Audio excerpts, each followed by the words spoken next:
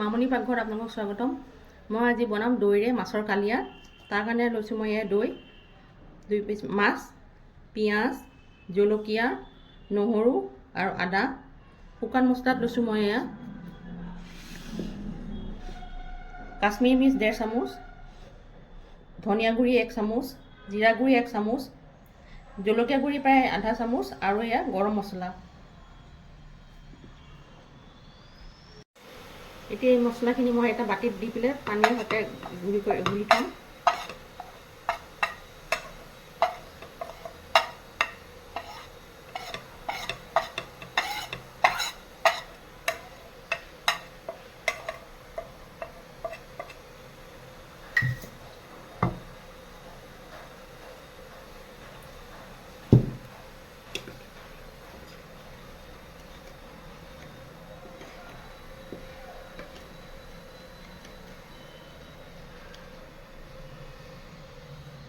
আৰু বাকী আদা নহৰুখিনি মই এটা পেষ্ট বনাই ল'ম।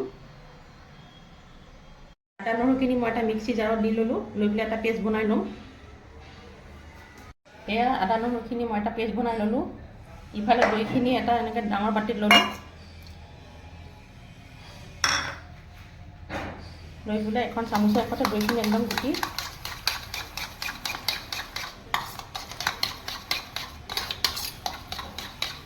অকণমান পানী দি দিব।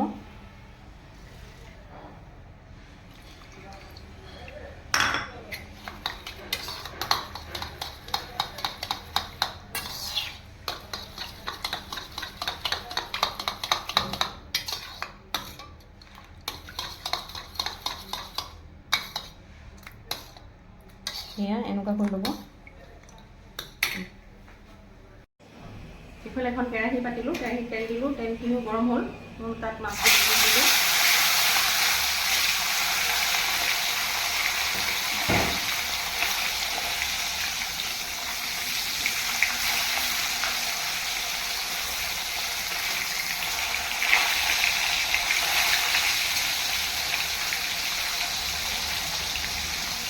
মাছটো সুন্দৰ ৰঙা হোৱাকৈ ভাজি ল'ম।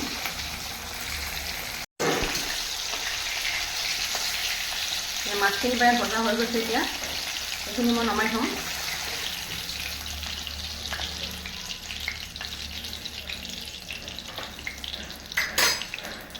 এতিয়া এই মাছ ভজা তেলতে মই কেইটামান জিৰা দিম।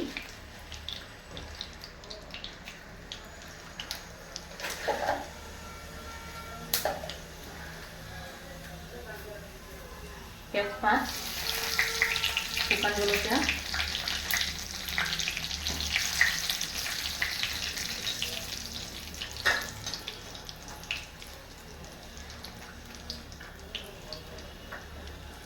এতিয়া মই গুড়ি কৰি থোৱা পেষ্টখিনি ইয়াত দি দিম।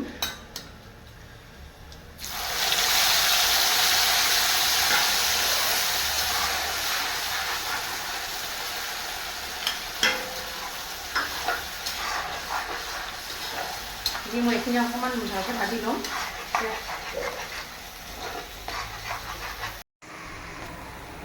এয়া মছলাখিনি ভজা হৈছে মোৰ।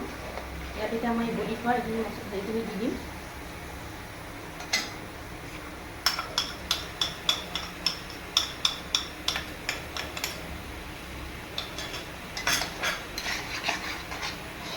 লগতে নিমখো দিম।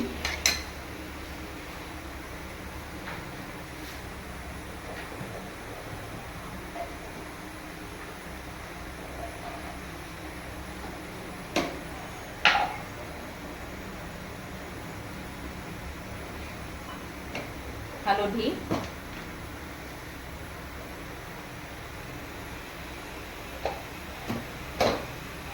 এতিয়া অলপ সময় আকৌ ভাজি এইখিনি।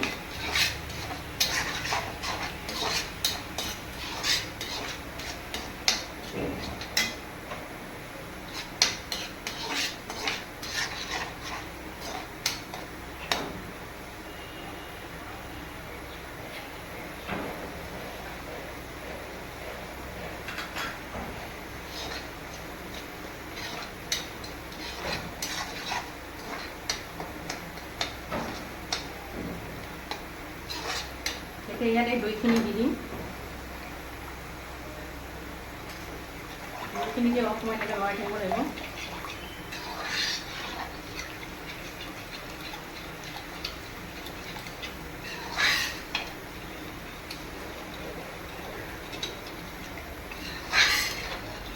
দৈখিনি যাতে টেঙা নহয় সেইটো চাব। টেঙা দৈৰে বনালে একো ভাল নহ'ব, আৰু বেছি পুৰণা দৈ দি বনাব নালাগে। এইখিনি অকণমান উতল আহিবলৈ দিম। সেয়া এইখিনি উতলি আছে, এতিয়া ইয়াত মই মাছকেইটো দি দিম।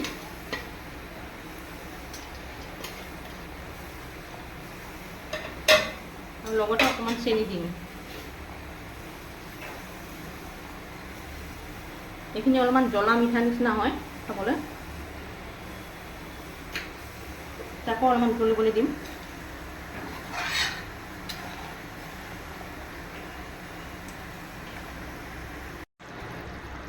এয়া মোৰ এইখিনি প্ৰায় সম্পূৰ্ণ হৈছে বনোৱা। এতিয়া এইখিনি মই নমাই থ'ম। গেছটো অফ কৰি দিলোঁ।